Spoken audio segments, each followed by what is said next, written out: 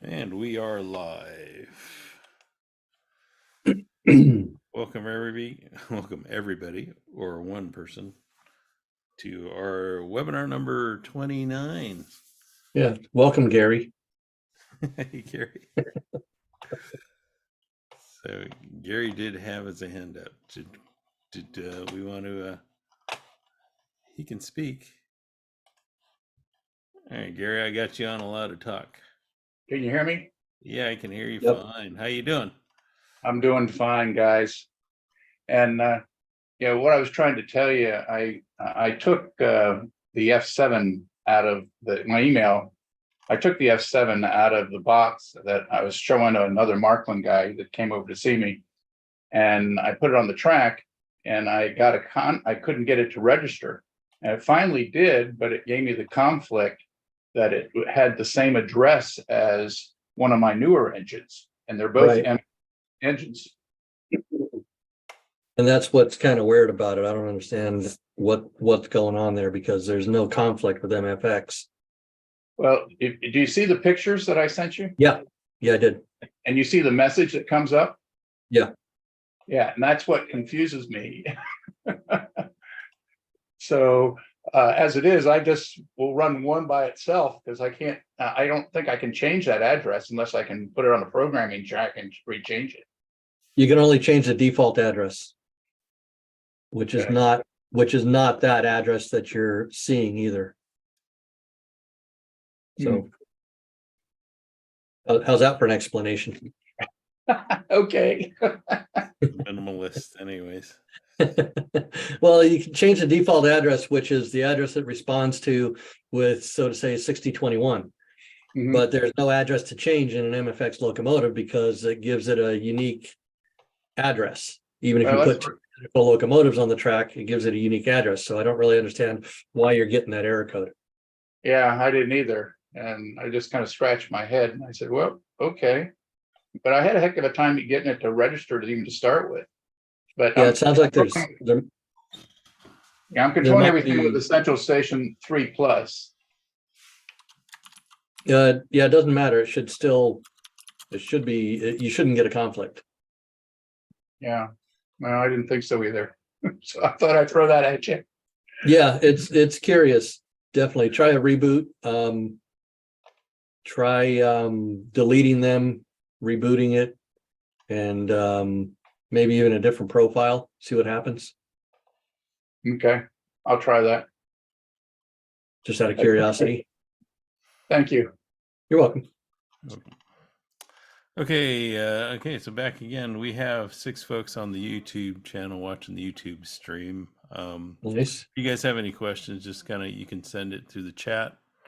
I think we should also be able to receive any questions through digital@marklin.com if you want to send questions there. We also have our webinar channel, which I guess there's a link out to our regular viewers. Anyways.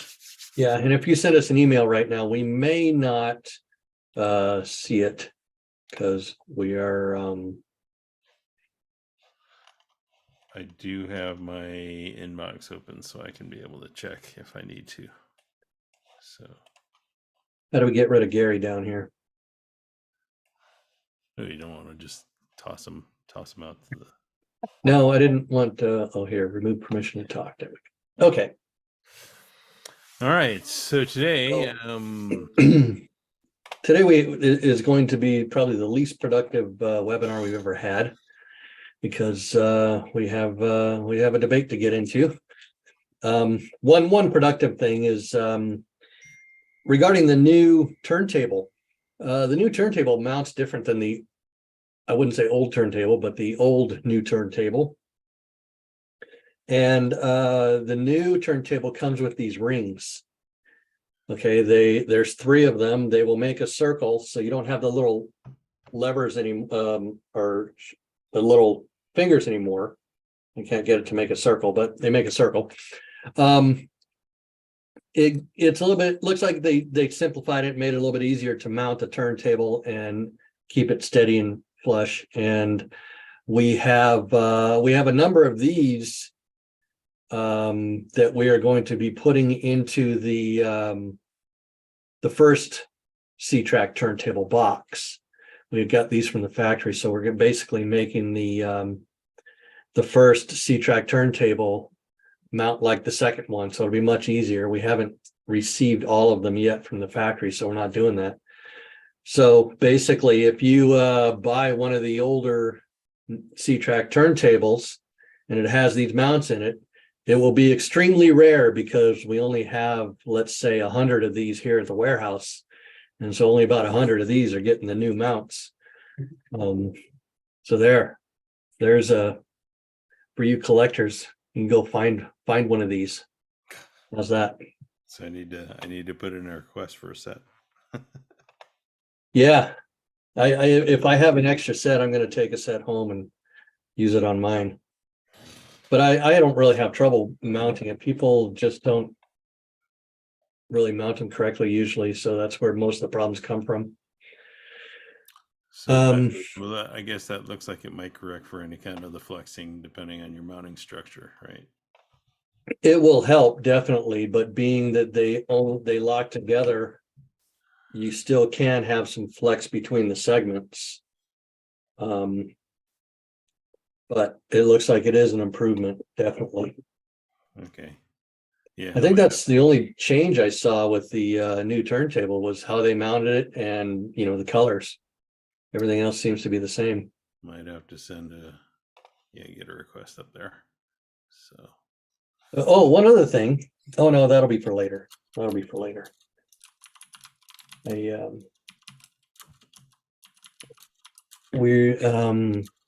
was asked to go through the warehouse and show anything that's new. And I haven't really seen much, but then I started thinking about it saying, you know what? We don't bow down to corporate sponsors, right, Curtis? Yeah, pretty much.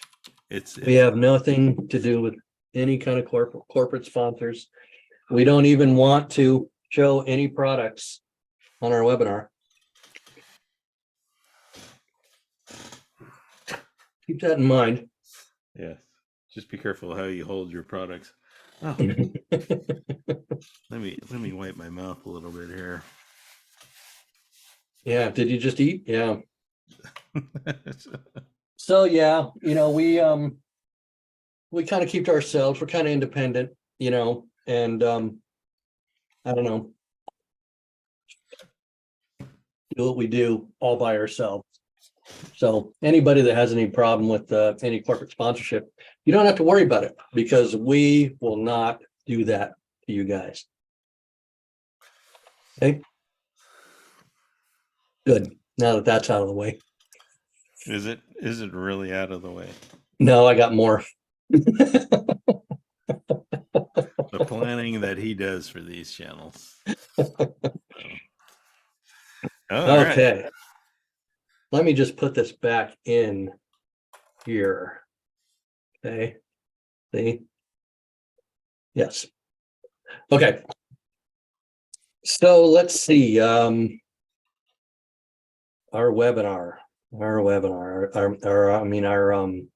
newsletters.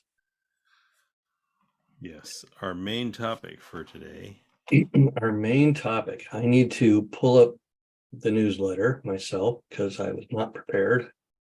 Oh, yeah, two main topics. One was limited use products that were available, and that raised a good debate between you and I on basically what your products.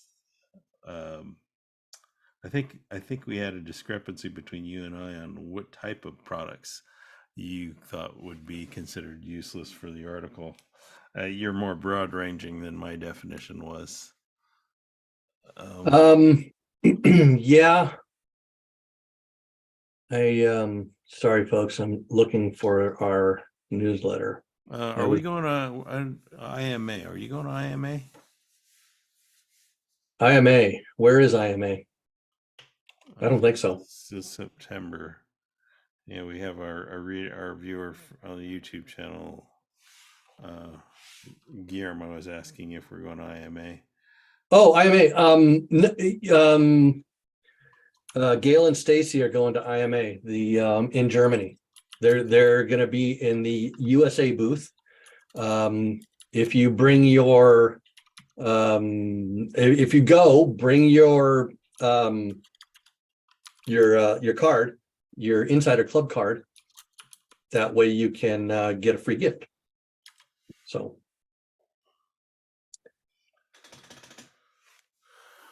Yeah. Okay. So yeah, Gail and Stacy will be there. Neither Rick nor I. So no technical questions or answers from us. Right. Other than usual channels of email or rarely through our webinars. We're pretty bad about looking at the questions there. Okay. Okay. So we had two topics. I think one which sort of nominally, I don't know if we're going to really cover it, and that was my article, which basically covered some event programming. And it was just kind of covered the track plan that was written in article number 3 of 2023. So the two articles for number 3 and number 4 are kind of go hand in hand. So whether or not we discuss that, it's kind of debatable, but currently it's not on the docket. More or less, we have the interest in writing, talking about the Rick's article, which was useless items, as he puts it. So top all 10. right, you know what? Let's start off with this, Rick. Why don't you give us the premise of how you came up with the idea? How did I explain it to you? I have to look back at our texts. What is the gift for the IMA? I don't think we know. The gift, it's a surprise. That's what it is. It's a surprise. You'll be so impressed, you'll want 2 of them. How's that? Okay, so I'll just put they'll have to be there for the IMA. Yes. Okay, yeah. So excuse the typing noises. It's kind of best I can cover. I don't want to be muting and unmuting all the time. So. Okay, so what I said to Curtis was that it has to be something factory made, something, it comes in a Marklin box, basically. Attached to a locomotive, as an example, like Telex. And I'm not saying Telex is a useless item because it has a purpose. It's not on the list, but I was trying to explain it to Curtis without giving him away what I had on my list. Or a special car that does something out of the ordinary that is not productive for a layout, that will cause, let's say, blocking a track to use it. Okay. If it's something that's productive on a layout, then it's not useless. And productive, I mean, you can operate it and it actually does a purpose, like the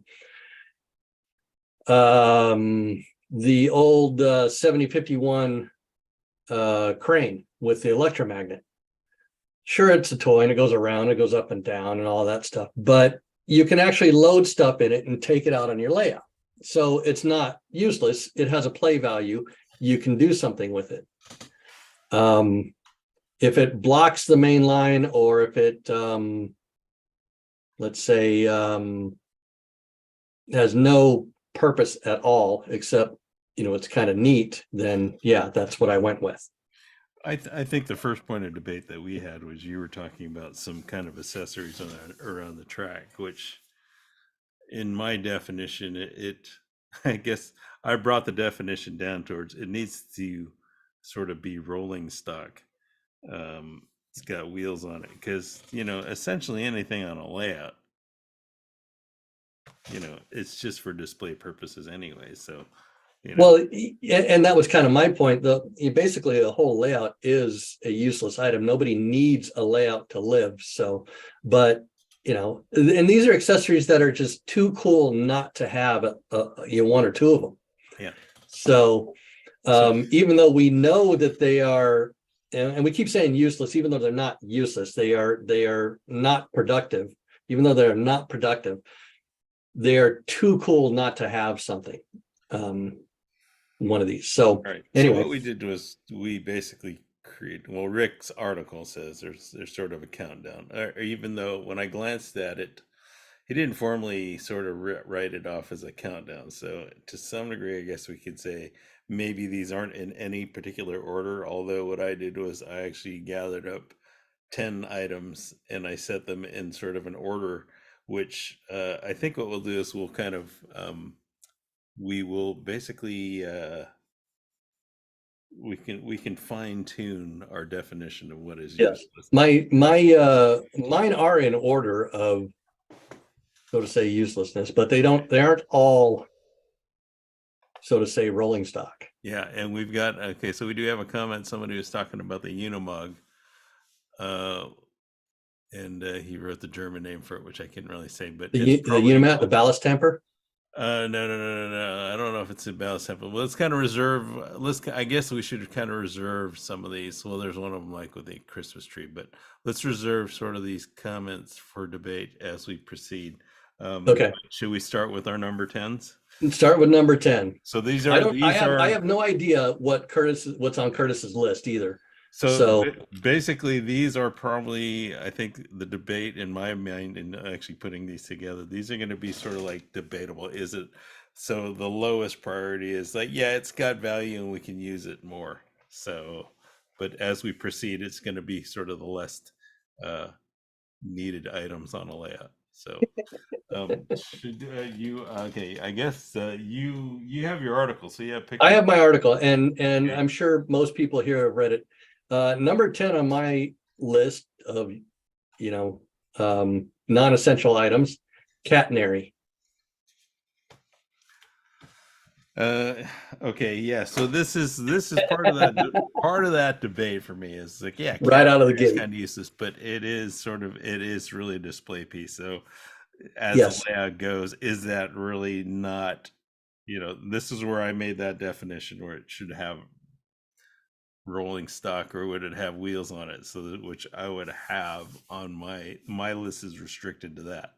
See, mine's just accessories. Catenary is an accessory. It's something that's added on to a layout, so to say. Sure, you build it when you do the planning, but not every layout has catenary, so it is an accessory. It is like I said in the article, it is basically not needed. It's not recommended to run trains from, but it looks great. It really finishes off a layout. So that's where I started, was catenary. Okay, yeah. So mine pretty much, again, you guys can tell already everything I have is going to be rolling stock. So my number 10 is not really sort of a useless item, but it really did have limited use, and I can explain why. That is the Schimmel Piano rolling stock. I did notice it was in your article. I don't know what number you gave it. So the reason why this thing I found, this thing was sort of a cool thing at the time, given that these are probably the early days, like when they're really starting to get a handle on digital stuff and sound. This you can put on there. The reason why I found it sort of limiting is the sound file. The sound clips on these are so much shorter than what's available today. So, you really have like a really short clip of music, which really, when you hear the same thing over and over again, you might get tired of it. If they put a new chip on this with extended audio on it, this thing would probably be really cool, but it is kind of pointless because it just kind of rolls around and it just has a limited, sound engagement in it. So that's my number 10. That's your number 10. That was I guess we can go through this. That was my number 8. Okay. So, and yes, and I wrote in the article that, one, why do you need a piano playing on your layout? But for two, it was at the time, like Curtis said, it was a great step forward and a sign of things to come, because the sound quality was very good at the time. It's still good now, as long as you don't turn the volume all the way up to the top, which it gets a little, bad. If it's really loud, it can vibrate the whole car pretty good.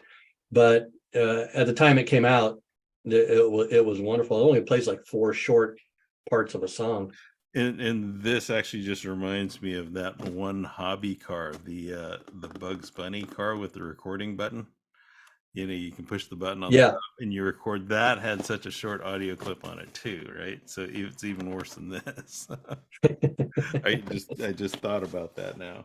Okay. So, okay. So let's see. Number 9 for me. Yeah. Number 9 is condensation tenders on a locomotive. Okay, so you're actually talking about features on a locomotive, right? It can be a feature of a locomotive, like I said, like Telex, even though Telex has a use. This has no use at all. It just looks pretty. And you know what? I have all the condensation tender locomotives except for one, and I love them. They're some of my favorites. You have a picture in the article of that? You can show people. Yes, I do. If they don't know what we're talking about. So I can probably share my screen here. Okay. Condensation tender locomotive. that's the they're right there in the upper left there. Sure how to zoom in on this because this is just from our. But that's okay. Yeah, see, I didn't really look at specific features like that because it's like sound on a locomotive or a Mars light on a front light. Mm-hmm. It's a feature. Whether or not it's useless or not. Yeah, it's a model train. So how useful is it, or how necessary is it? So, I wouldn't have included that as a criteria. So yeah, it's the fans turn, but they don't actually blow air. Yeah. When you operate the few of these that have steam sounds, it sounds like a diesel locomotive because the steam doesn't exhaust to the atmosphere from the cylinders. It gets channeled back to the locomotive, so it just sounds like a diesel locomotive. So I guess you kind of define this as a useless feature. Or in a way, should I say a non-prototypical feature?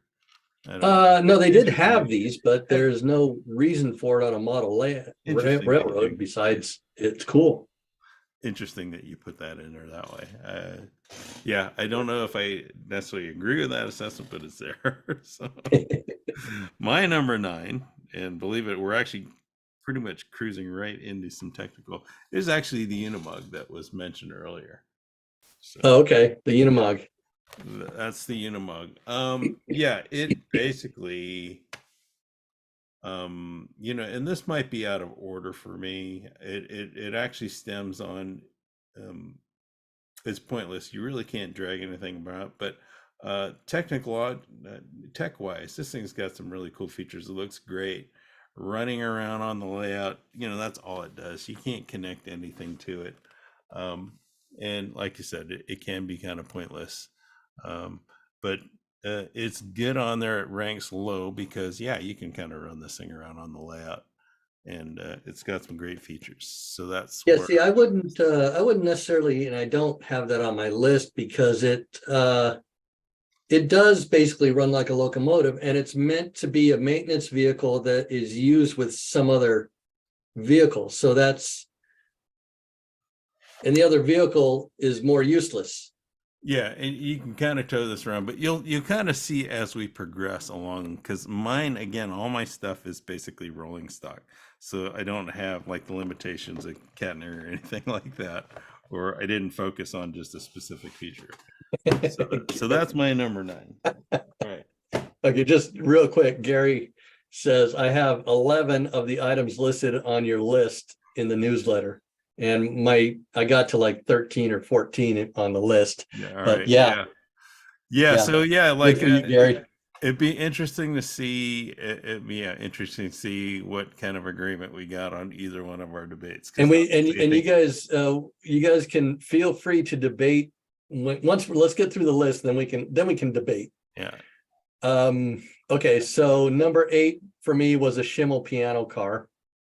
Okay. We've already covered that. So number 7 for me. Well, no, well, yeah, you got my number 8 here too. Oh, you're number 8. Okay, you Yeah, go you got number my 8. number Sorry. 8, 'cause Sorry. I got 10 here. So mine I actually. thought it was all about me. Sorry. Yeah, you would always kind of do that. Discount the minority. So mine is the ROBEL. See, you're not even in a good order. Okay, no, because remember we're going up to the even more useless items. Yes. So Yes. technologically, this is cool, but it's a single car. It doesn't really. I think that is there a coupler on this? We could. Yes, but there is. So we could haul around stuff with it. It's a single Yes, there is. car. The crane just rotates like a merry-go-round, so it doesn't even have any kind of directional functionality on there, like at all. But Well, you can go left and right, but you can't really pick Yeah. things up, and Yeah, you can't really pick kind things of up dip with it. down. It does a pattern. yeah, it does a pattern, but it doesn't. It's not like you can direct the crane to go. No, you don't actually control. Yeah. You control it turning on and off Yeah. and left and right, and that's it. But feature-wise, yes, this thing looks great on a layout. It is fun. Yeah. Again, it can roll around on your layout, but it's not connected to anything. It's just you got a moving crane, again closer to stuff that you can kind of like enjoy looking at on your layout. See, with your haphazard way of grading these, you're gonna reveal all mine beforehand. That's my Well, number. possibly. Yeah. That's my number 2. Okay, that's your number 2. Okay. Yes. Well, yeah, we'll definitely get to that. I mean, it's basically going to kind of go over it. We do have sort of right now. We do have different reasons. So Yes. So go ahead with whatever you're going to pick. It's probably going to be on my list and lower on it because you don't know what you're talking about. Okay. Okay. So we're at number 6 right now. We're at number 7. 8, 10, 8, 9, 10. We're at 7. 7. Okay, 7 is the Catenary Maintenance. Whoops, I just lost my screen's been going blanking out. No, you're good. Okay, my Catenary Maintenance car. That's my number 3.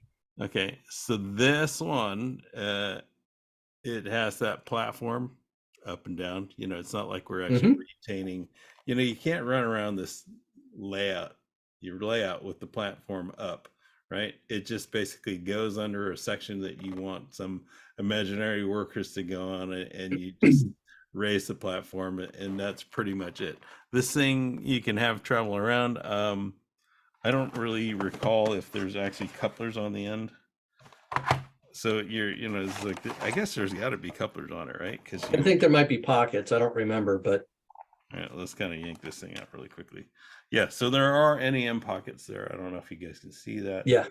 So this thing is pocketed. It comes, you don't put them in there right now, but I don't know if they're actually. I don't have any pockets in the box, but yeah. So there's little cool doohickey, a good pricey gadget. Again, it just kind of runs by itself, so it's getting sort of limited. You got the ROBEL, you got the Unimog. The Unimog at least has a car behind it.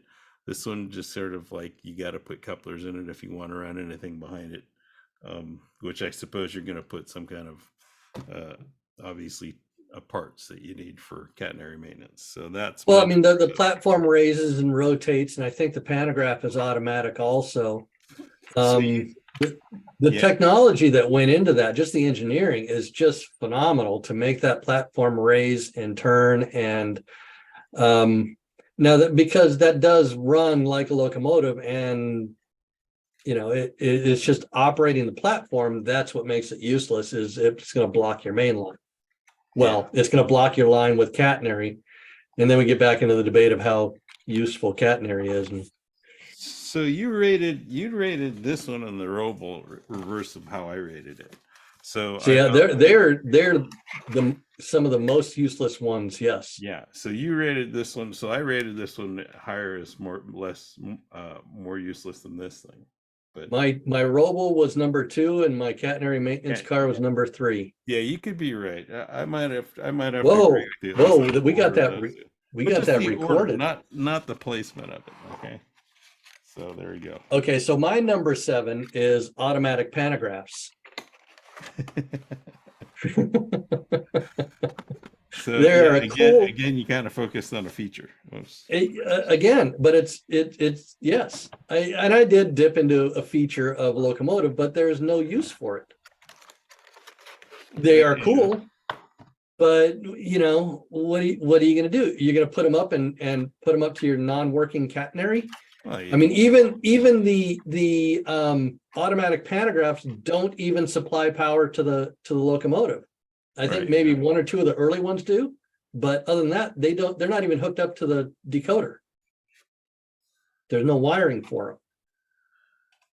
So that was my number 7.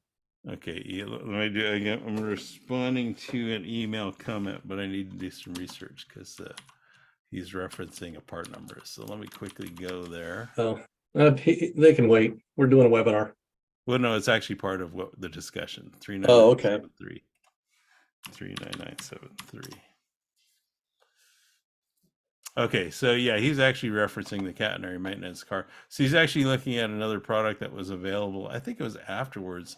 Let me quickly share a screenshot. Yeah, there was a add-on set for it. Well, it's this set. It actually came with it actually had the the catenary wiring with it. There were 5 different versions of that. Yeah, I think I had already gotten the maintenance car, so I didn't really need to get that one. But that's really kind of a cool rig in the back. So yeah, this kind of equates it to sort of like the Unimog, where you got like a car that's being trailed behind it. Right. So good call on that. I'll give that one to you. And that's what I said in the article, is there were 5 different versions of it. Yeah. So yeah, cool. Okay. Quit sharing now. All right, there you go. Q&A here. Okay.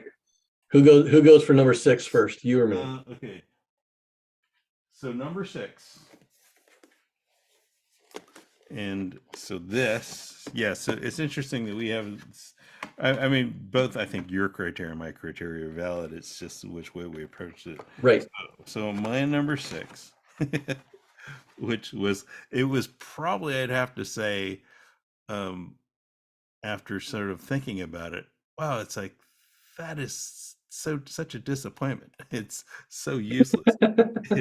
it is the NOHAB Snowplow. Okay, and let me pull this out for clarity. I mean, you guys can kind of see this. So if anybody really is interested, the part number on this is, and maybe we should have done this for other product, 37662. So that's actually a rare one, and it is desirable, and it's kind of pricey now, but it's not on my list. Okay, it runs like a locomotive. Well, the thing is, it's a beautiful piece. It runs like a motor, but look at it. You got a snowplow on each end, so this literally connects to nothing. Yes, but it still runs like a locomotive. It's not going to block the main line. You're just going to run it like a locomotive. Yeah. So but it's useless sort of in the fact that, you know, you can't haul anything around. You're just running it around the locomotive. Yeah, it's got great features, you know, blinking lights and all that kind of stuff. But you know, if I'm putting it on there, it's like, you got to have a snow scene if you want this on there. Well, it's more like that's more like scenery. Rolling scenery is all that is, but it's still, it doesn't block the main line. It doesn't do anything but roll around like any other locomotive. So it's not on my list. Okay. So, but this is what drew me on the list. But this you is know, one of the first things I thought about when we were talking about this. The funny thing is, my number 6 is a rotary snowblower. Really? Well, that stands to reason, because you had the focus on features, right? Yes. Yeah. It's not going to blow snow. Neither would yours. I guess in the same sense, the snowblower and the snowplow are the same. They just roll around the snowblower. Yeah, you're not going to have snow on a layout. So it's just like, again, my logic was, I wouldn't really discount something that has a function that will never occur on a model train. Right. But yours has no animation. Okay, it's just got snow plows. A snow blower, you can the yeah, blade goes. either way, snowplow, snowblower, it's kind of like, yeah, kind of useless functionality. Yes, yes. Which, you know what? At least we have common ground. We both picked a snow removal equipment for number 6. So all right. So number 6, we kind of had at least somewhat common ground on that. Okay. All right. Now we're getting into the down and dirty.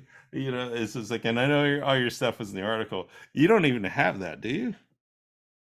Which? The snowplow. Yours? No, I don't have you that one. Okay. Yeah. No, I have all the snow blowers. Okay. All right. So now we're getting on. Now we're getting down to the lower half. Number 5, right? Number 5. Okay. So do you want to go first? I'll give you the. Okay. Number 5 is, and this is kind of generalized, any of the rail cranes. The cranes that are on wheels, on rails, any of the digital rail cranes. Okay. Which is the Goliath, the Ardilt, I think you pronounce it, or the earlier the first digital rail crane that came out when the Goliath came out. Okay. These things, you're not going to put a locomotive back on the track with one of these things, and if you set them up, unless you set them up on a siding, they're obviously going to block your main line, and they take up a lot of room. I'm not even sure how practical they are, at least the larger ones, the Goliath and stuff, to run around a layout. Yeah. So they are absolutely cool. One of the coolest features, or one of the coolest accessories Marklin has ever come out with. But each item on my list is even more and more less practical, I believe, is the way I looked at it. Okay, so now I'm beginning to, you know, obviously I've seen the pattern here, but it almost seems like your article probably should have been more about the most sort of useless features. It could be, yes. Yeah. I didn't at the time, you know, I was in a hurry. We had to get the articles done because I don't know what the deal was. But because we procrastinate till the very end before we start. Right. Yeah. Our 6th grade report was due the next morning and I hadn't started it. The dog ate my first revision, so I couldn't get it. Yours too? So my number 5, okay, because now we got our themes and our separation.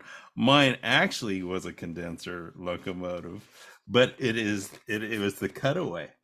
The Cutaway. Okay. Okay, so it's you know, it's got the condenser, it's great, but the thing is, a running locomotive on like a sort of like, oh, this is realism. It's the Cutaway locomotive. I mean, it looks great, it's good on display, but for a running locomotive on your layout, see, it's getting into this point where it's just like, yeah. All right, I'm gonna have to say that's educational. Yeah, well, yeah, it's educational, but so it has an education purpose. Okay, so now you're just redefining yourself. Toss it off your list.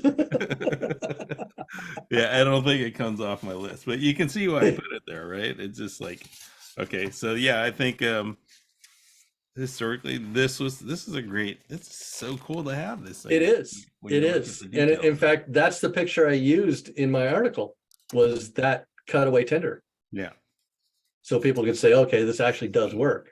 Yeah. And yes, that is one of the coolest locomotives that Marklin has made. They just did a great job on it. And at the time, nobody liked it. And then, you know, 10 years later, people start looking for them. Yeah. So, well, the other thing is, it's like, you know, if you have an oval, for instance, right, only half the people can enjoy it.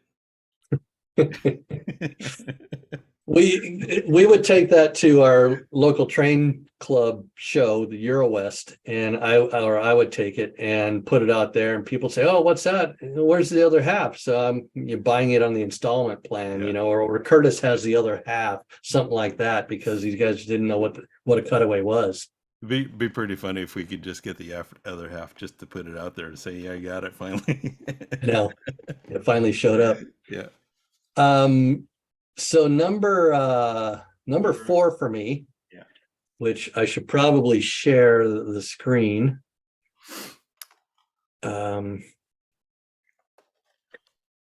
Number 4 is the animated the animated passenger cars, the dance car and the waiter car. Oh, yeah, okay. Yeah, I was wondering if you were even gonna realize that and put them on your list, because while they are very cool to have, they do serve no practical purpose. The waiter in the waiter car will go up and down the aisle. He'll go up down the aisle and will come back. He'll turn around at the end and he'll come back. The dance car, which is very, very neat. I do like the dance car because the flashes you get, so to say, of the people dancing inside, the animation looks great. Because you're not sitting there watching them like I have in the picture there.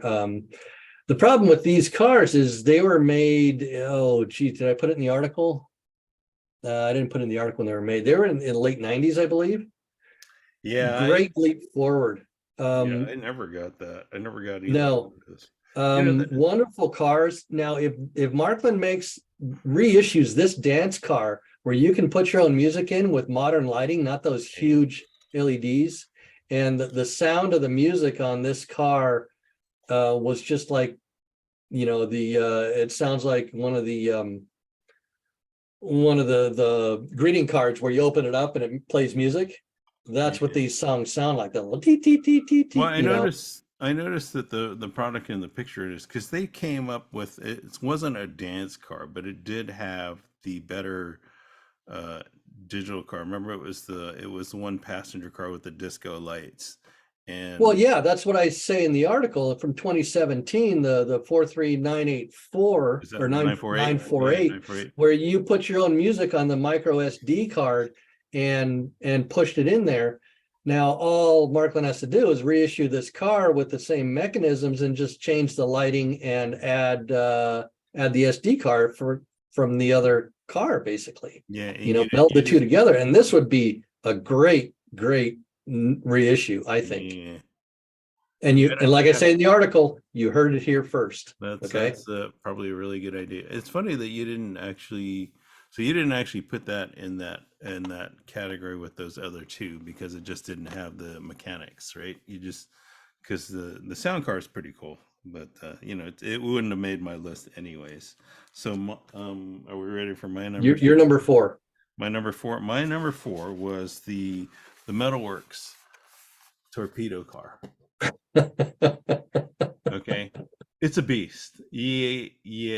This thing basically, even though it resolves, which is stupid because you wouldn't actually revolve it on the layout, it's just meant to tilt so you can pour out the molten metal. I think in real life they did revolve just to keep the steel liquid. Yeah, I wasn't sure if that was a function or if it actually did, but this is pretty cool. It's the weathered version.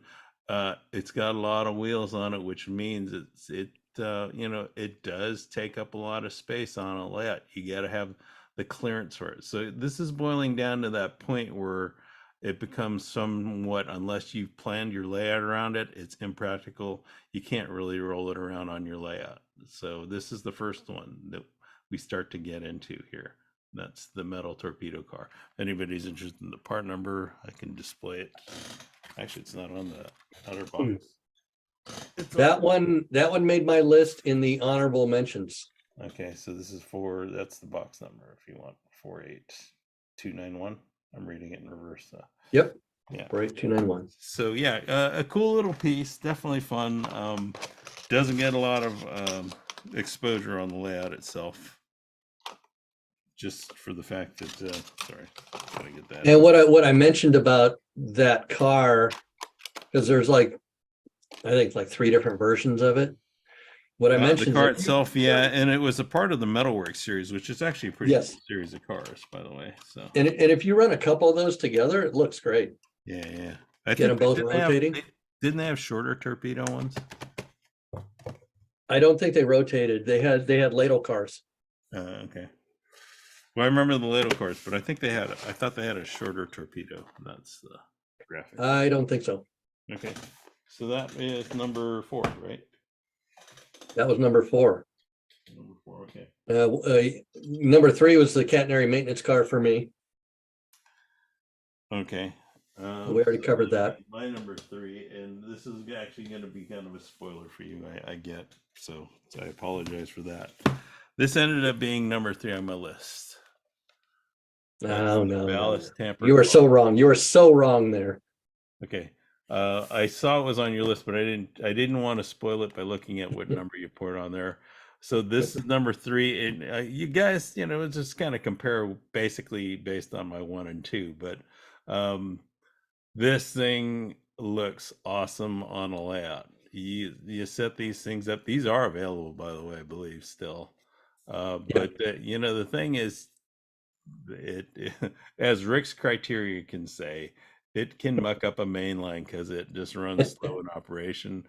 Beautiful piece to leave. It's a display piece to some degree, but if you're going to display it on something that's got track power, and just maybe you can set up an event where it cycles, where it goes forward and backwards and stuff like that, so you can kind of loop it over. Or if you have a display board, a running display track.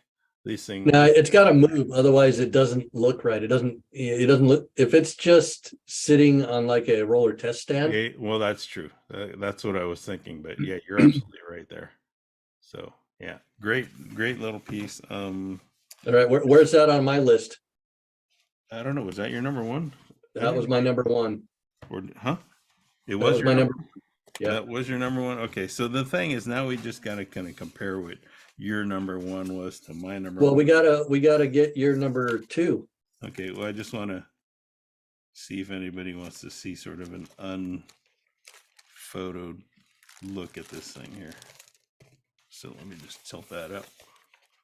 There you guys go. It's a beautiful. It is the coolest useless accessory that I have, and I love that thing. It is. We take it to shows, like I say in the article, and people just stop and stare at it. It is the biggest draw when that thing operates. The ballast tamper operates. The pantograph is automatic, which is another thing on my list. Yeah. Well, it does, overall it does fit a lot of your criteria that you listed. So, yeah. At least on that point, you're consistent. So, this time, for once. Let me squeeze this back into the closure so I don't have to worry about that. And then we'll go on to the number 2, right? Your number 2, yeah. My number 2 was the ROBEL. Your number 2 was the ROBEL, yeah. So, all right. So my number 3 goes back a ways. Number 2. My number 2 goes back a ways. And that happens to be, it's just like impractical, super cool box up. You probably can guess what it is. Oh yeah, I know what it is. Yeah, you probably know what it is. And that's what I probably should have had that on my list somewhere, at least an honorable mention. That, yeah, right. It's the Goliath. Yeah. Okay. Okay, so the thing is, yeah, this thing is really cool. Whether or not it's again, you can kind of run it around. I don't know what the overhang is. Frankly, I've never really run it around the layout. But when you stop and then you use this thing to motor around, it's pretty cool. But it is kind of useless. Can't say we've kind of pulled this out very often just to run it around the layout. And that was my rail cranes. Yeah, you didn't actually have this on your list, did you? Yes, as a rail crane. Oh, as a rail crane, yeah. The Goliath, the Ardell. Yeah, let me guess your number 1. All right. Yeah, this thing does have like a broken or a missing part. I don't know if you can get it. It's basically under one of these parts. There was a turnbuckle that the wiring rolled around, but this was kind of under repair, and the person who had it never actually replaced that part. So I'm going to guess your number 1. Go for it. What do you think it is, Mr. Sinclair? What do you think your number 1 is? The transformer transport car. Well, you would be wrong in this instance, and I would show you why.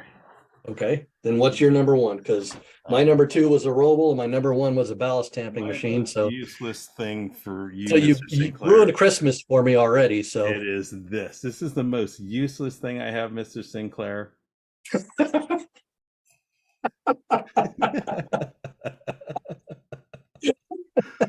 I was thinking about that. I says, I gotta rub this in your face. I don't have a car with my name on it. That's So actually this would pretty be my funny. number one useless thing. Running these. Yeah, now I realize I probably shouldn't have brought this topic up to you.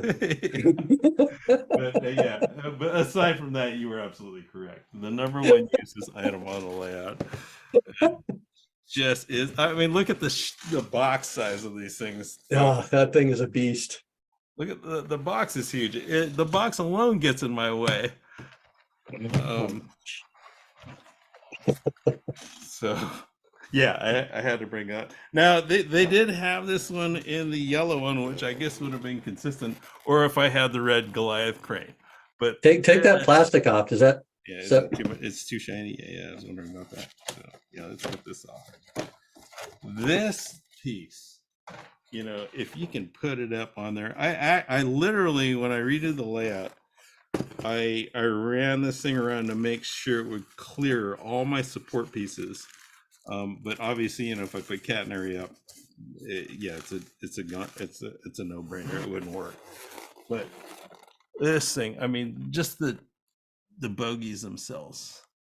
The detail on that car is phenomenal, but it literally says in the instructions that you have to remove your catenary mass to run it. And the overhang is crazy. My running joke is just to have little headless figures around the curves. So yeah, I got a notice from our program director that we do have 3 of the ballast tamping machines here at the warehouse in case somebody wants to order it from your dealer. We do have 3 available. Great. Yeah, I would, if you guys want something really cool to look at, snap one of those things up. It's the lighting on it and the motion on it, it's just crazy good. Oh, it's got so much detail. It's got operators in it, and like the ROBEL, it's got the control panel details inside. The lighting features in it are wonderful. Automatic pantographs.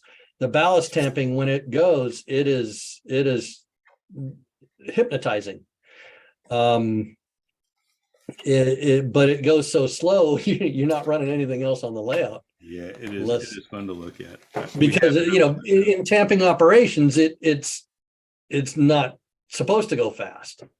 It will run not in tamping operations at regular speeds on your layout. But when it's operating and tamping, it looks like an inchworm crawling along in that one section that tamps. So okay. So let's see.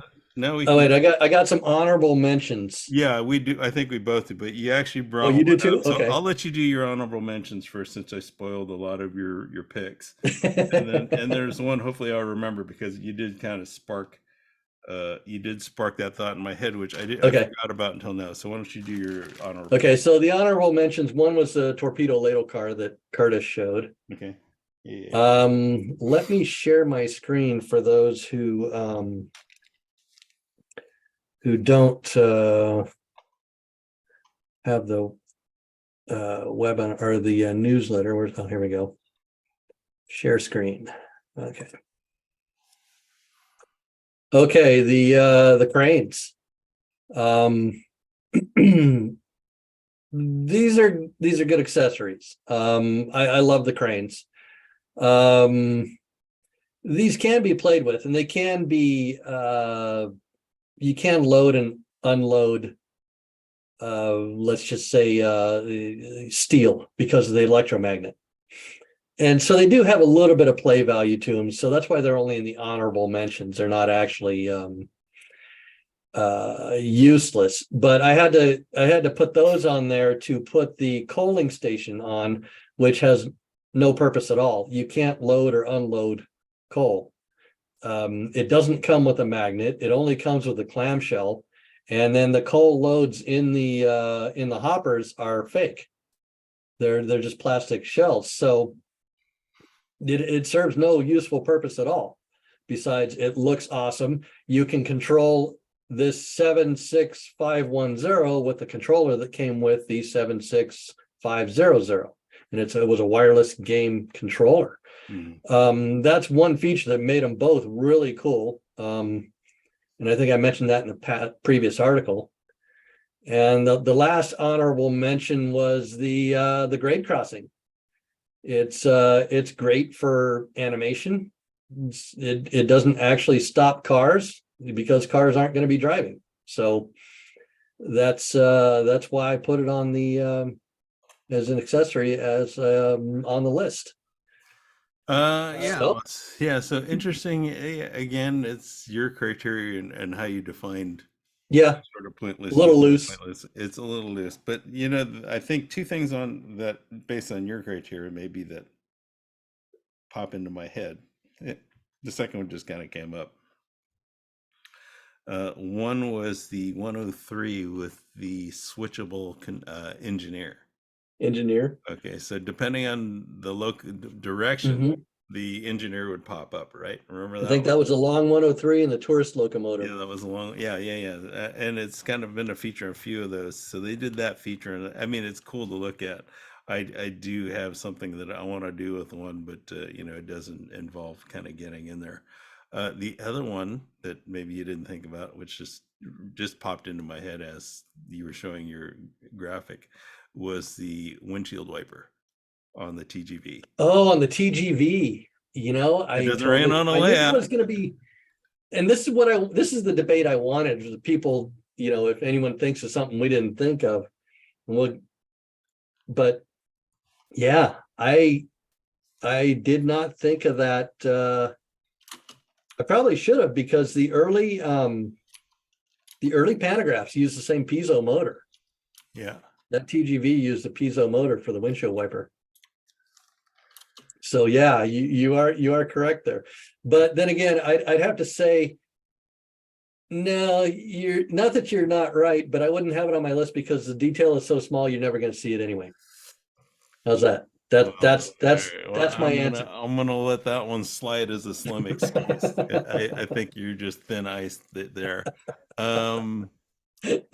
There is okay. So we did have a comment on our YouTube channel. Somebody says the LGB snowblower, it blows snow. Yes, that is LGB. So you can't. That was the high end too. I mean, are you going to take a $6,000 snowblower out to your backyard and run around to?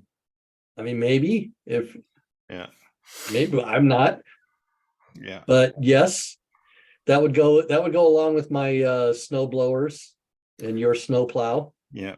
So but my honorable mention, really the only one I kind of had, at least that I found, it's sort of related to your argument with the cranes. It's sort of related to mine that it's a big piece and it's also a crane. It doesn't really do much, but it is sort of small enough we actually roll that around with your rolling stock, and that's sort of that was in my cranes. Yeah, that was in your crane box. So this would have been my honorable mention. It didn't quite fit the bill because it, the rolling stock is small enough where you can get around most of the layout, unlike the Goliath. But you're not going to set it up to re-rail a locomotive. None of this stuff in our little fantasy world. There's a lot of stuff we're not going to do because it's a little, it's like saying you're not going to run around with a hospital train because little plastic people don't actually breathe. Yeah, geez, I didn't even think about the hospital set. Yeah, well, there you go. Well, then you can get into all the M4 stuff with all the tanks and helicopters. The little military. I actually looked through that box and said the little military stuff. It would have you can say it matches your criteria, but okay, so it's sort of like your criteria was sort of like diminishing sort of the suspension of belief kind of thing.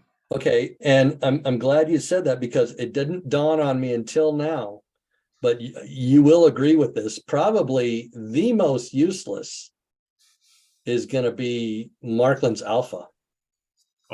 Yeah, that's also true.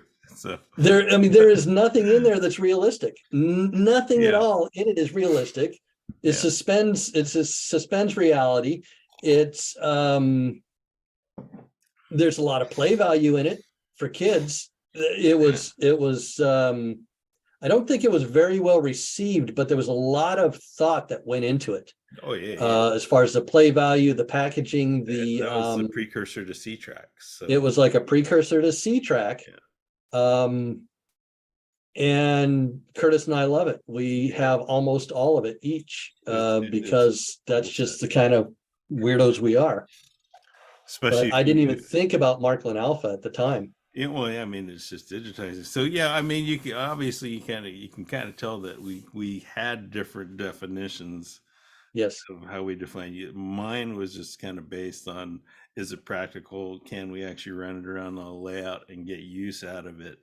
Whereas Rick kind of went the way of the imaginary versus real kind of, I think, that approach. Yeah.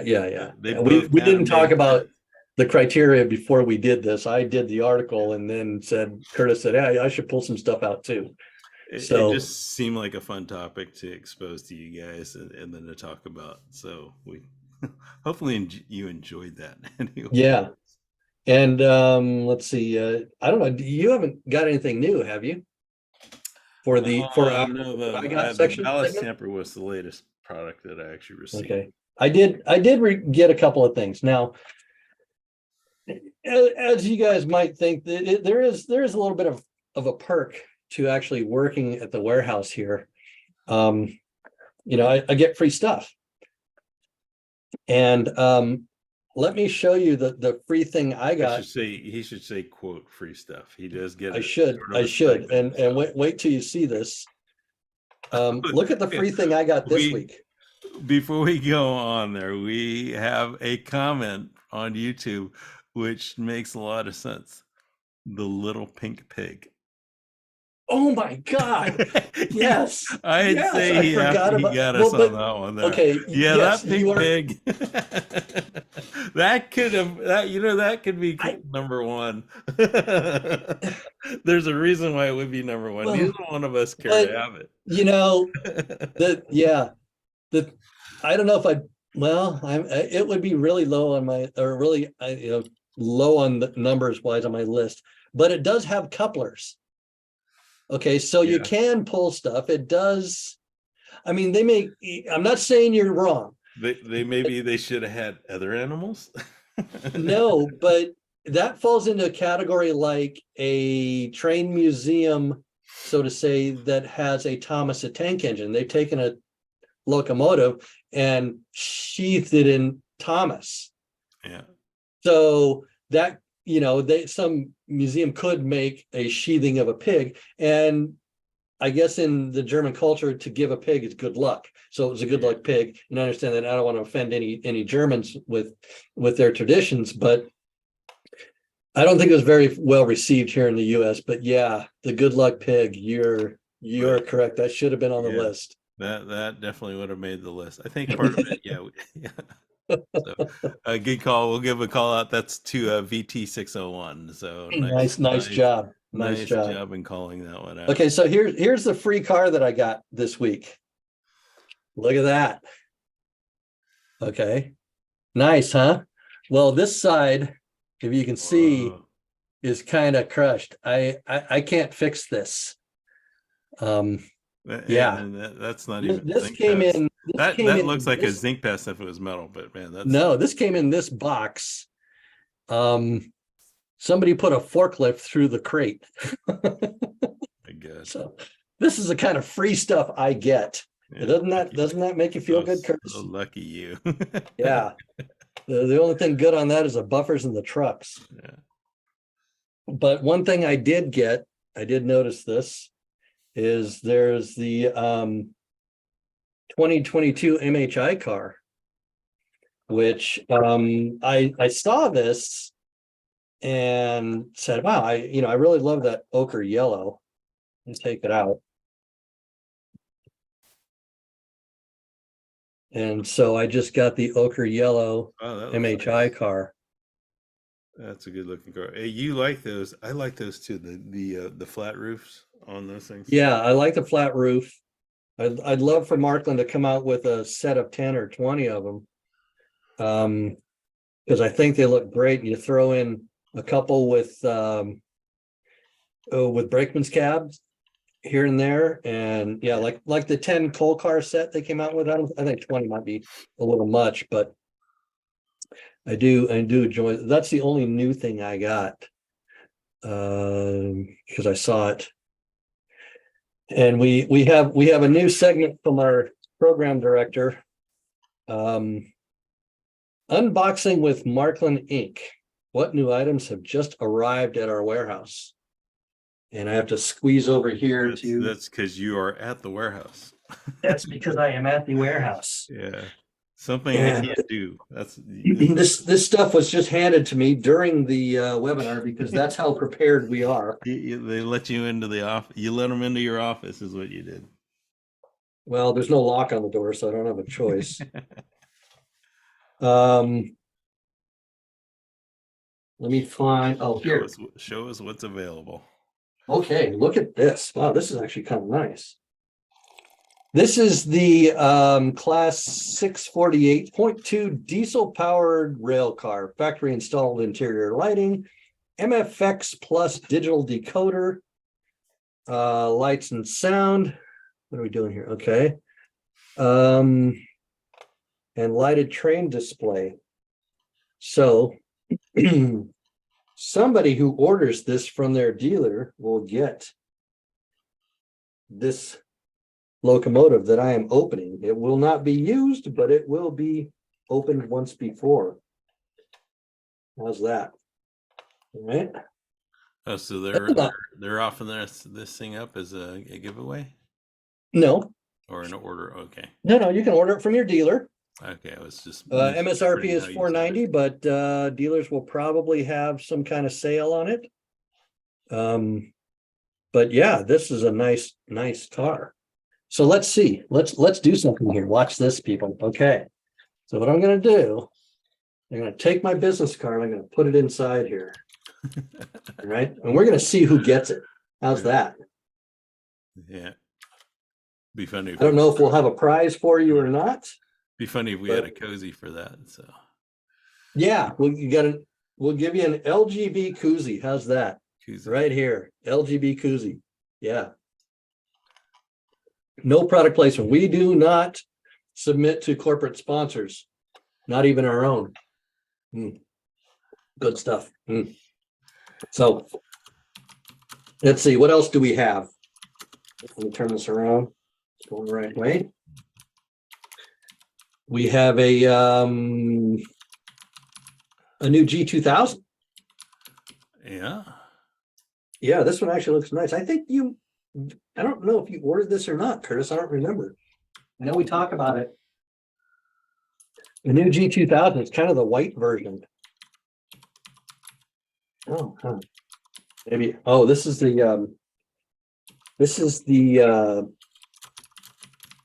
Belgian version. You know what? I'm gonna have to get one of these. This is beautiful. Hang on, I'm just we got on our YouTube, somebody asked how to get the newsletter, so. Oh, okay. Sign up, it's free. Go to I'm just giving the link. Marklin.com, go to clubs and digital club and sign up there. So let me take this out. Yeah, he signed up. Okay, we're all good. Or one person has signed up. Yeah, I'm gonna have to buy one of these. I don't know. Do I have it on my list? I didn't see it, so. Ooh. That is these color on that, because I have the color is wonderful. How does it look on the screen? Yeah, it's pretty close. The color is wonderful on these because it almost looks like the photo gray, even with the black stripes. I'm gonna have to get this just because of the color. It's kind of a photo gray. I'm not really into Belgian locomotives, but I do like these G2000s. These have great detail on them. Cab lighting, just the lines on it are very detailed. The fans, they don't operate, but they have the detail of the fans in there Yeah, super and the grating on the sides. I This get is those. I get the. this I is a get summer the- new item. It's $400 MSRP. Yeah, I get the cargo ones, the cargo paints. The cargo ones look great. Any of the cargo locomotives look great to begin with. But I think I might have to get this because if I pass it up, I'm going to say, oh, I missed one of the photo gray locomotives. And you know me, Curtis, got to have them all. Yeah, they look great when you get the photo gray ones. So I could be tempted. I could be probably talked into one of those. And you know what I'm going to do, people? Just for you, I'll put a business card in this one too. I may come home with. You're only going to get Rick's cards, by the way. He doesn't have any of mine. I want to hear if anybody gets these cards. Okay. We have a little the Haribo. How do you pronounce that? Haribo, I believe. Haribo? Yeah. The Haribo car. This is the startup car. Nice little gummy bear car. I'm not going to open it because it is Sealed. Yeah. it is sealed. And I can't really get a business card in there, and I don't think some little kid would really care anyway to get my business card. And last on the list is this Trix, although we have it in the Marklin version also. Is a class RABE 501 Torino high speed rail car train. This is a nice set also. In fact, let me open this up. See what I haven't seen one in person. Haribo, apparently. Haribo. Short for Hans Riegel Bonn. Let's see. They're asking me to publish my top 10 in either the comment or the email. Oh. Would it be a spoiler if I put it in the comments? But either way, I can put it in the. Okay. Don't talk, Curtis, because the camera switches to you when you talk, and I just don't like hearing you anyway. So there it is. This is a great car. This or not car, rail car, rail bus, rail train, whatever you want to call it. The features are, let's see, it's got LEDs, it's got a control desk lighting, so it lights the control panel. It has automatic pantographs. Already been through that. And extensive light and sound functions. So this is going to look great. Swiss going around your layout.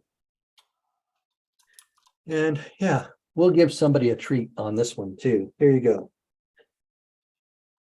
There we go. Put a business card in there. Of course, somebody that doesn't know is going to get my business card saying, what's this doing in here? But we'll deal with that. What comes about. So this is MSRP $850. It'll be the same price as the Marklin will be the same price, but again, most dealers put this stuff on sale. So is that based on an ICE 4 or 3?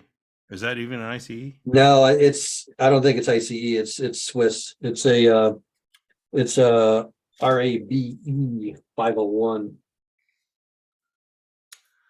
Okay, so I'm not really too sure what he's referencing. Somebody's got the Marklin version with the 3 bottom cars are all connected. The 3 bottom cars are all connected. Is that correct?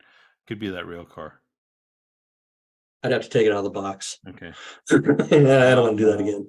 Yeah, some people I did get a comment about my top 10, which is not in there. So I will put it in the description of the webinar, as well as I'll probably post the listing in the next newsletter as well. So Post the listings of our top 10.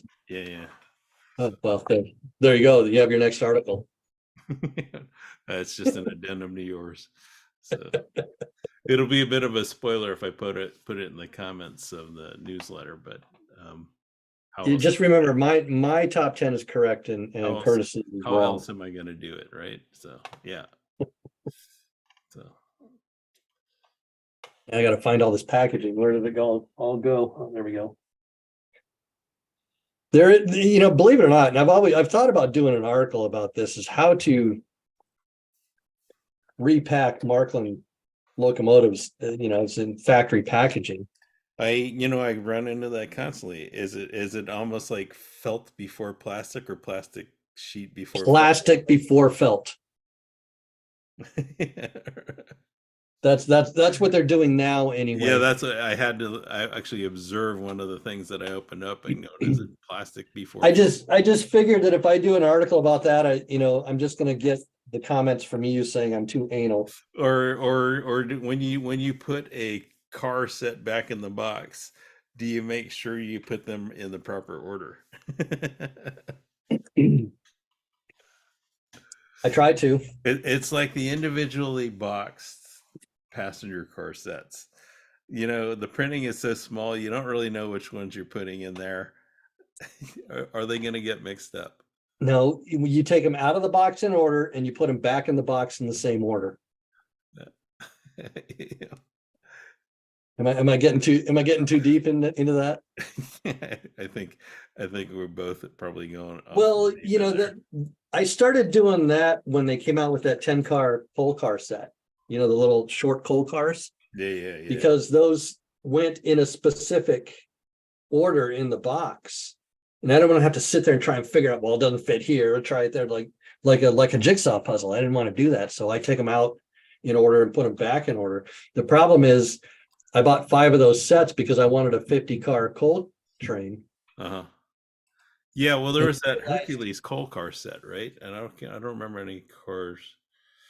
I don't know if it was Hercules, but they're short. Yeah.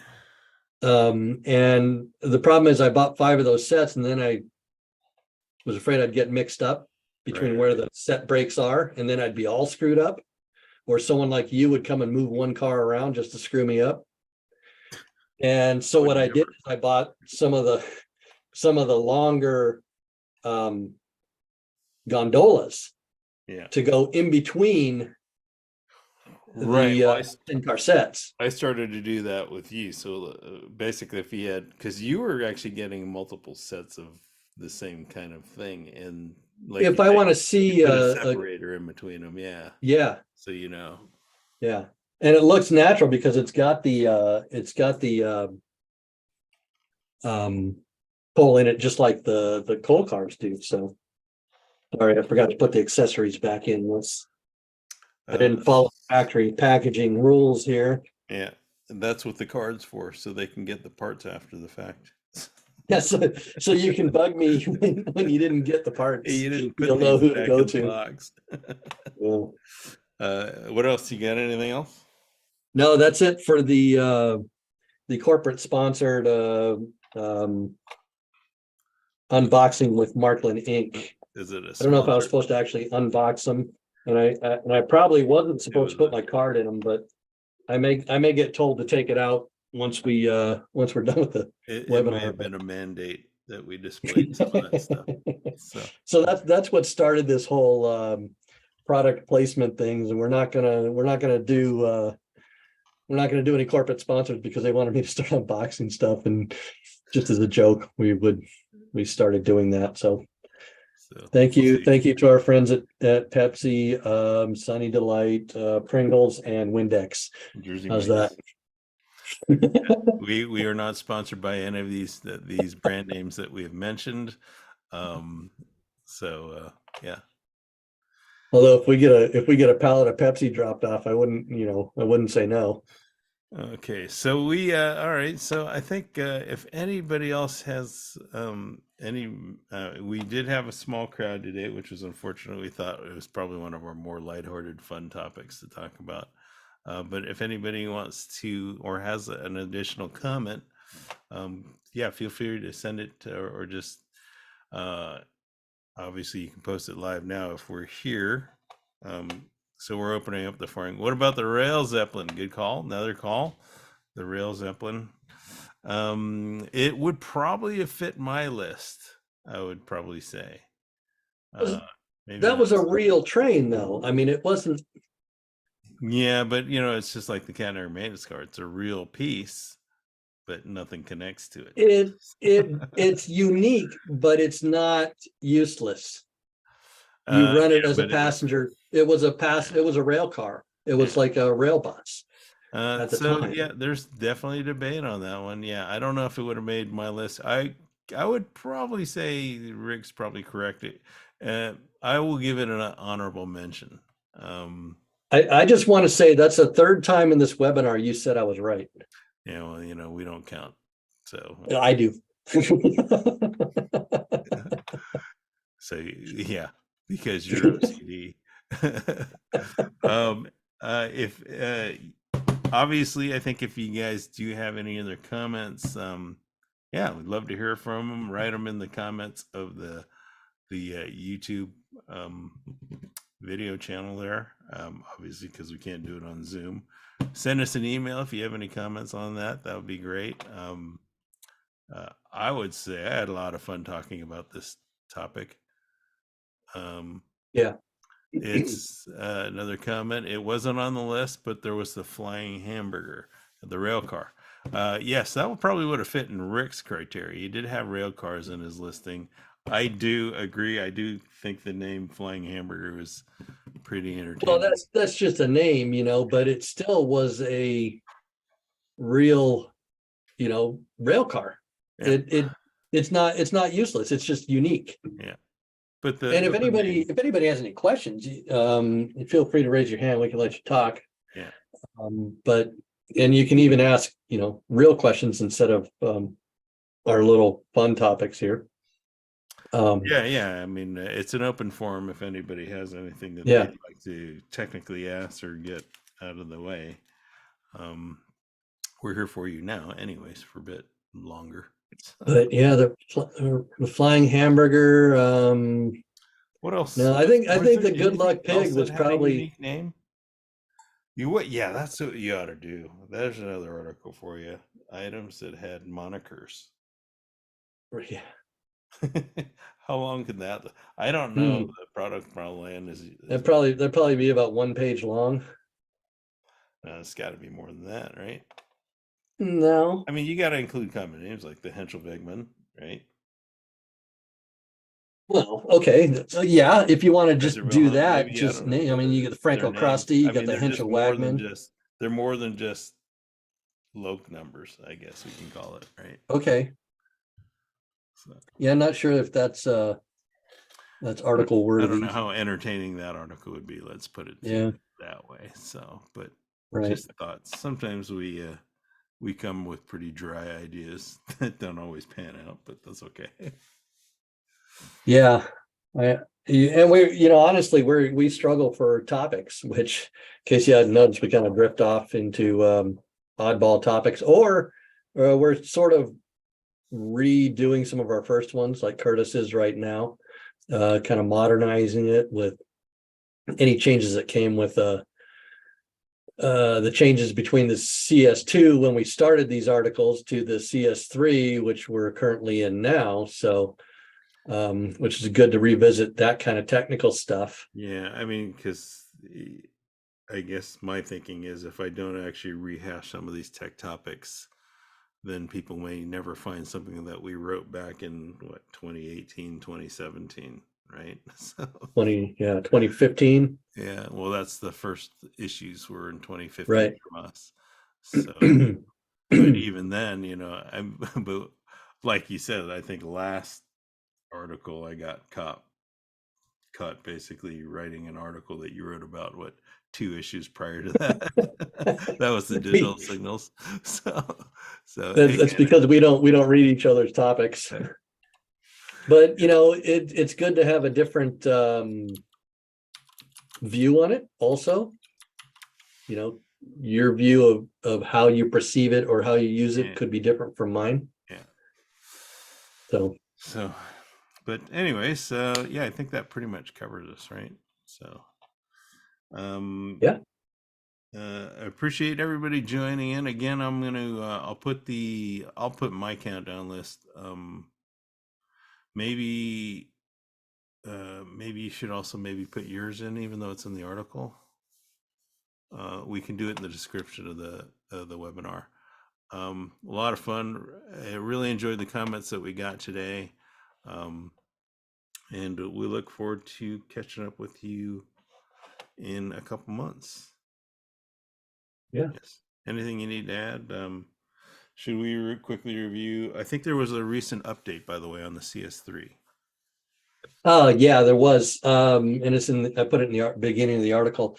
The update is for the CS2 and the CS3, but it doesn't actually change the version number of the software. Oh, it didn't. The update was to correct an error in mobile stations that are stuck in German language only. Oh, So they just have to be updated with a updated Central Station 2 or 3 to correct that, and then they work fine. But it does change the version number of the mobile station once you update it to 4.1. okay. So it's basically a mobile station update that be aware. Yes. Cool. All right. Then I think that wraps us up. Appreciate you guys joining us. Oh, One quick question. Yeah. If you'll notice and I've had this debate, I don't have an example here. Do you have a locomotive there? yeah, I have several. Just a standard locomotive, steam locomotive? Okay. A steam locomotive? Actually, no, none of that. No. I don't think I had any steam that made the list. This will work. All right, Curtis, what do you think? This will work. And this is a debate we've been having here because we're setting up a showroom here. The direction a locomotive goes in the box, which way should it face? I always face them to the right. Facing to the right. Why would you do that? I think that's generally how I see them in the catalog. Yes, I would agree with that. That's generally how they're printed on the box. Not always, but generally that's how they're printed on the box. Now, why is that? Why aren't they going to the left?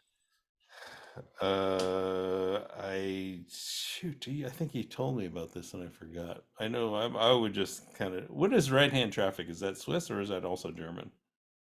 It's Germany. Germany. Okay. Yeah. What's the answer? In What's the answer? Well, and I don't know the answer for sure, but this is what I think. This is my thought on it. Is in general, when you're standing on a platform in Germany, the train comes from the left and goes to the right. Okay. So that's the way it's packaged in the box, from the left to the right. Now there are platforms where that doesn't apply, but I think in general, mostly that's the way it is. And I think that's the way they did their packaging.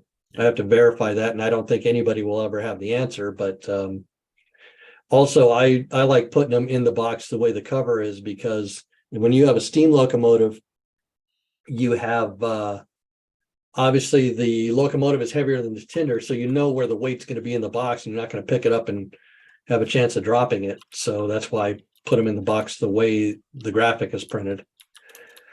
But that's my little packaging nerd.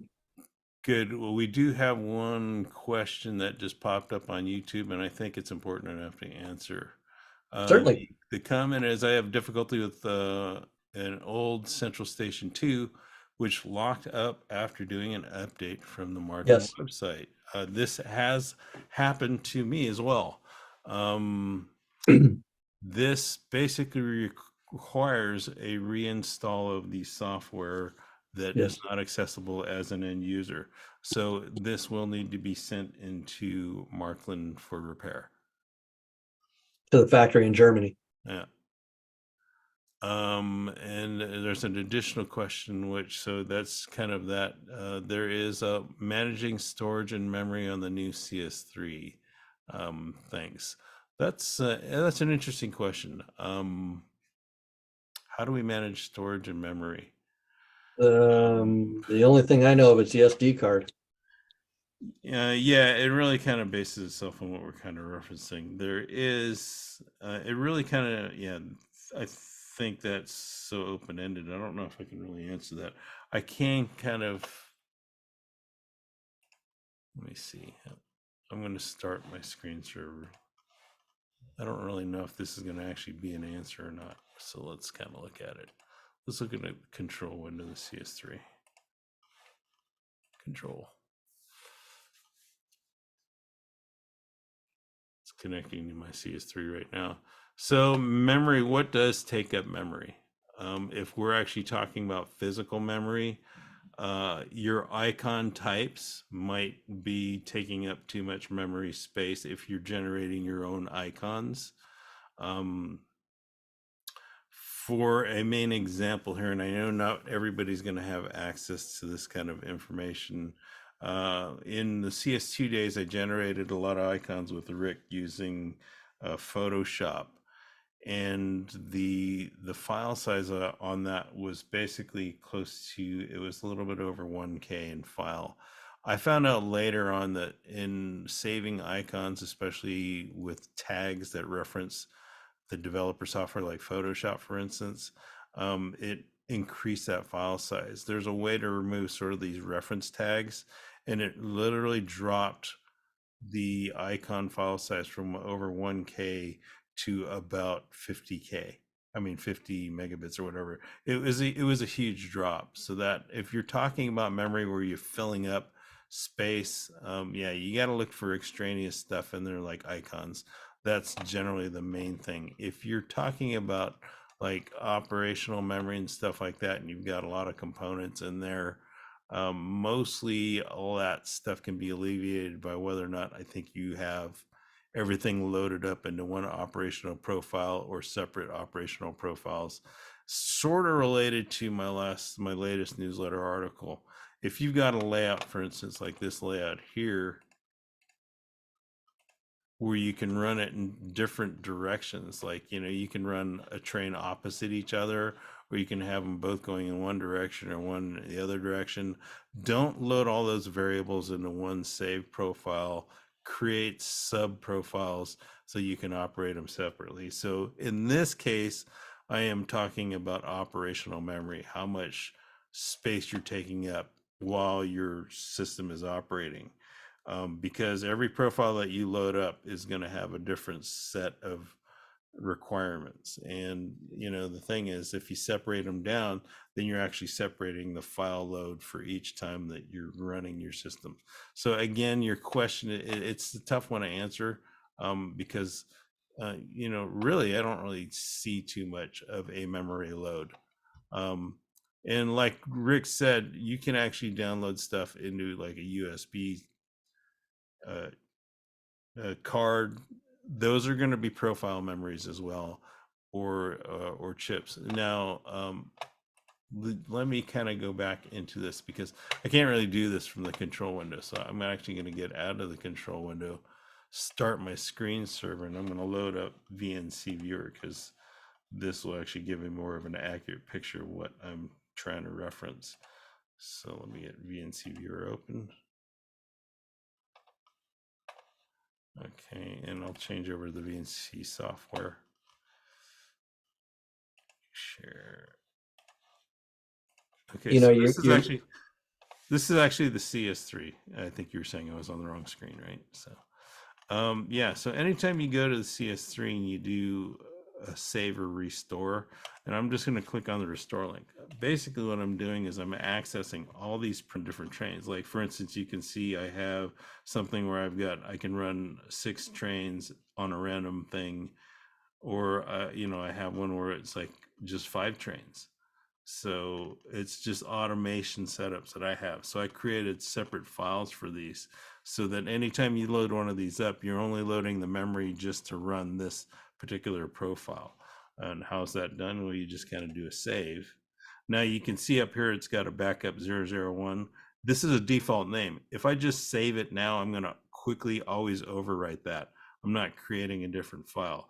These files alone can be saved onto a USB stick if you don't want to load them into internal memory. So that's another way you can save on, you know, your memory load. How much do you lighten that load? You can well, save that and the SD card, you could store them on the SD card. Exactly. Same with your sound files that you may be playing at a station. Good call. Yeah. If you have your own sound files, that could be taking up a lot of your memory space. Now, the way you can do that is you can adjust the audio quality of that sound file if you have one. Does it have to be full audio or at the highest resolution? Can you drop it down to something like, let's drop it down to HO scale, 187th, right? It doesn't have Well, to that be big. Stereo files are bigger, which you found out. Yeah, stereo files are basically 2-channel files. I don't really know if the CS3 output's on a stereo output, does it? I don't think No, it's mono. Yeah, so you can just basically save half of that file size. So again, there's depending on how you reference that, that could be your memory load.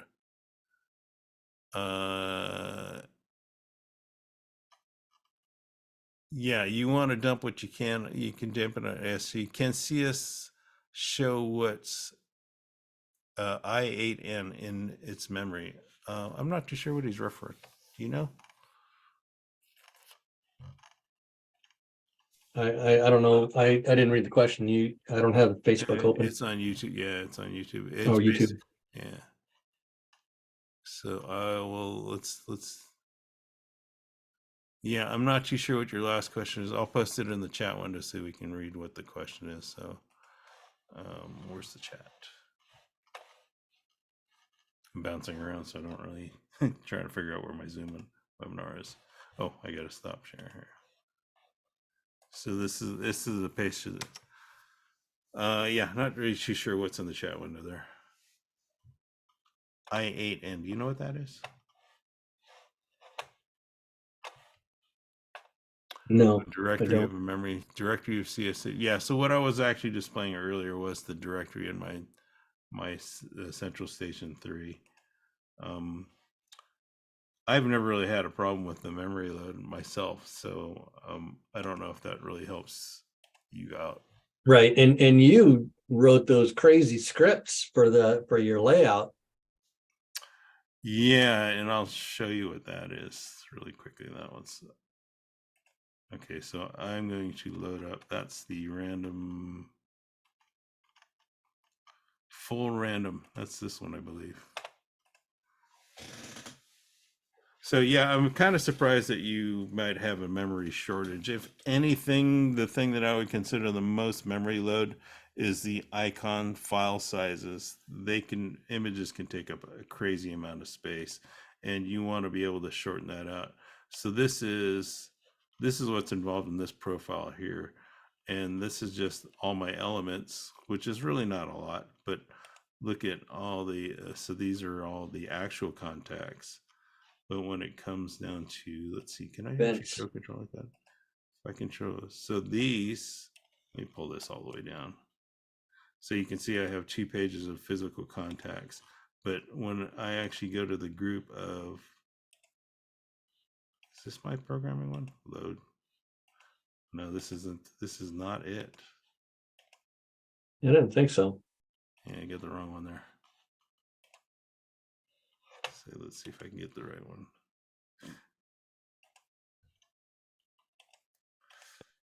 Learn how to use a CS2 or CS3.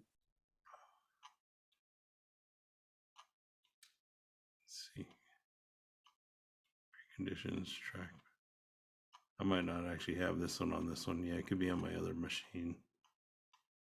Yeah, there's one with crazy amount of programming in it. Yeah, so you can see all the different profiles that I have saving up just because, from testing and wanting to see what I can do with it, and variances on how I want to operate the layout. This is just kind of recommended if anybody needs to figure that out. Yeah, this is not one of the 6 train. There's a train counter. Let's see if that's it. 5 train counter.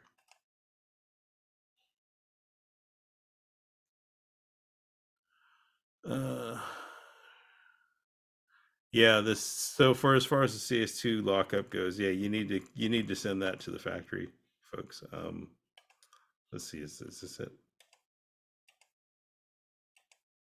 Yeah, this might be it. Depot main lock counter. Yeah, been so long since I looked at it. It's actually been a while since I actually ran the layout. So yeah, I don't think it's here anyways. All right, well, we're just gonna wrap that up. I don't I can't really look for it right now on a different machine. Lift success wagons have plastic melted onto them. Somebody's got a 103 Lufthansa Express set, and the wagons all have the plastic melted. Wow, how did they get melted onto? You're talking. I'm assuming he's talking about the plastic sheeting. Any hear of anything like that? They kind of get stuck to it. New 103 or the new Lufthansa or the old Lufthansa? It's the Lufthansa Express set. There's two. There's four of them technically. Yeah, but if I'm reading it right, he's got that plastic sheet that's melted onto the body. Would that have Really? Yeah. I've never heard of. Yeah, I don't know how you get that off other than warming it up, unless it should just peel off. As far as I know, I didn't really know it would actually melt that much. How long has it been heat for it to melted into the completely melted, or stored for a very, very long time with pressure on it? Yeah. So yeah, that's an interesting question. Don't know if there's an answer to that. Yeah, you don't want to put any solvents on it, obviously. No. I would try some warm water, maybe. Like a paper towel. A UPS truck was parked in Texas, son. Okay, there you go. Well, blame Texas. I wonder if you can cool it with some freezing spray. Would that actually do anything? I don't know. I'd probably take a wet paper towel and put it in the microwave and heat it up, or use hot water and let it sit on there for 10-15 seconds. See if you can get them to separate. Yeah, that's the main thing. What can it actually be separated without damage? My thinking is if you cooled it off, then you would actually cool the outer layer. It would contract it, but I don't really know what that would do. That's a really that's a question that's outside of our chemical knowledge. All right. Well, very cool. I think that probably wraps us up. Good luck with the plastic wrap. Hopefully we did answer some of your questions. We had a fun time. Yeah. And I'll try to get that list up again in 2 places. So I guess if I do put my list in the description, I probably want to have Rick's list in the description as well. Well, your list is wrong, so yeah. I'll have to disagree with that comment. All right, guys. A lot of fun. Yeah. We will see you again in the future. And you take care. Have fun with your railroads. We'll be in Dallas in a couple weeks. Curtis isn't scheduled to go to that one. 25th, 26th, and 27th, I believe, for the NMRA National Show. Yeah, bring your trains with the melted plastic on it, because he'll be in Texas. There you go. Love to see it. Yeah. Send us a picture of that. That might be entertaining. Any questions? Direct them to either YouTube or at digital@marklin.com. Yes. And hear from you in the future. Okay. All right. Have a good day.